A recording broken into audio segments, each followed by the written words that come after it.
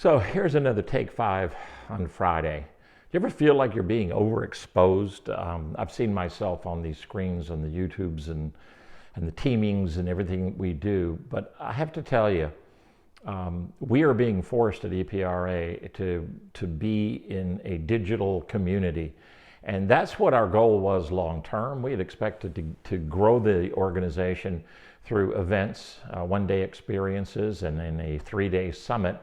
But nobody's having an events in 2020, so we're having to grow it digitally. And I am humbled by the giving nature of so many of the members of EPRA, the early members. We just did our first forums, and the topic was we can't get it approved.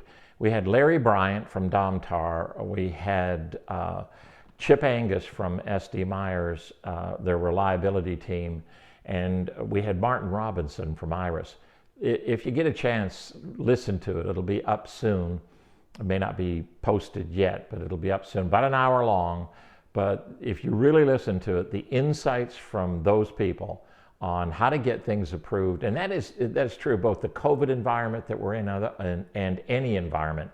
You know, it could be a hurricane in Florida 3 years from now, and then the people in Florida have to deal with a similar crisis.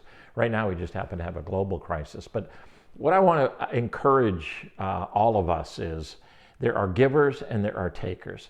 EPRA has been blessed with tremendous number of givers, especially this week. It was a phenomenal week. We did our first forums. We did our first resource profile. It happened to be with Martin Robinson of Iris. And we're not talking about Iris as a company and what they do. Yeah, that's part of it. What it really is what's the heart of it? What are the 7 fundamental things that we believe at EPRA have to be there for a resource practitioner to be part of this organization?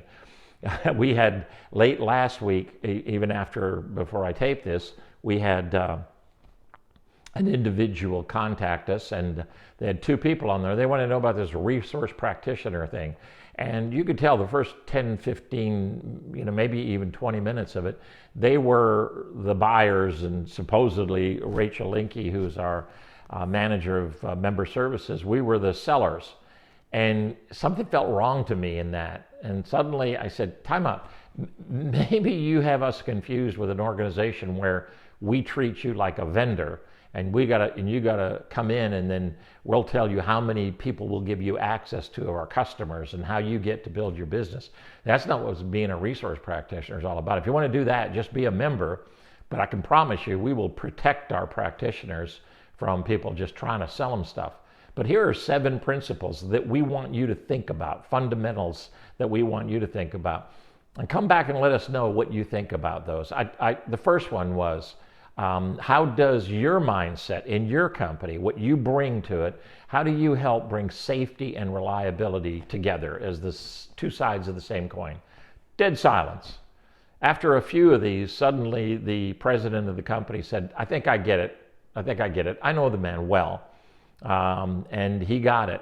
And he got off the call. And then earlier this week, I had a call with him again. And he said, let me walk through these with you, because some of these are challenging me to think about, what do I think about electrical system reliability, not just what can I sell to the community. So here we are at Take 5 on a Friday. We've done a successful resource profile. We've done a successful forum. We've still got some neat things that are being planned for the rest of the week. This Take 5 is the second Take 5. And I want to show you something. I have in here, whenever I do a Take 5, I have my trusty partner, Roxy. Now see, Roxy just sits there. Now if Roxy gets up, you know what I know? She's done, she's bored, she's listened to me talk too much. She gets up, she walks out of the room, then I have to be done.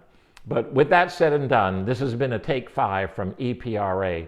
I hope you stay safe, I hope you stay reliable, and I hope you stay focused. Focus on a bigger future. And by the way, in the midst of this Black Lives Matter, I've learned a lot about it by talking to a neighbor of color that I would never have thought had any issues. He happened to emigrate to this country when he was 14 from Pakistan, the same year I immigrated from Canada and Scotland, actually Scotland through Canada to here.